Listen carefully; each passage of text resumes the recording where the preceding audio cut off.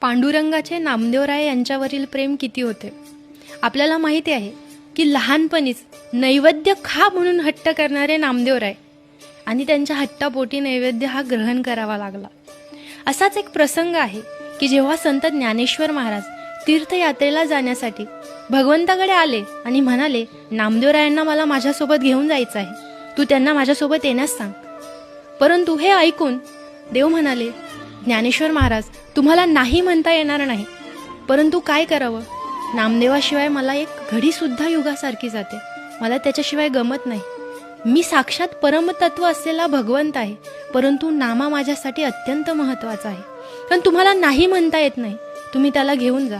आणि देवाने नामदेवरायांना सांगितलं की तुला यांच्यासोबत जावं लागणार आहे. परंतु जेव्हा भगवंत ज्ञानेश्वर महाराजांना म्हणतात की माझा नामा फार भोळा आहे, तुम्ही सर्व सज्ञान संत आहात, याला जास्त चालवत नाही, तुम्ही चालण्याची घाई करू नका, हळूहळू चाला, याला भुकेचा दम निघत नाही, तुम्ही याला वारंवार याचा समाचार घ्या, पायात काटे मोडतील म्हणून तुम्ही त्याची काळजी घ्या.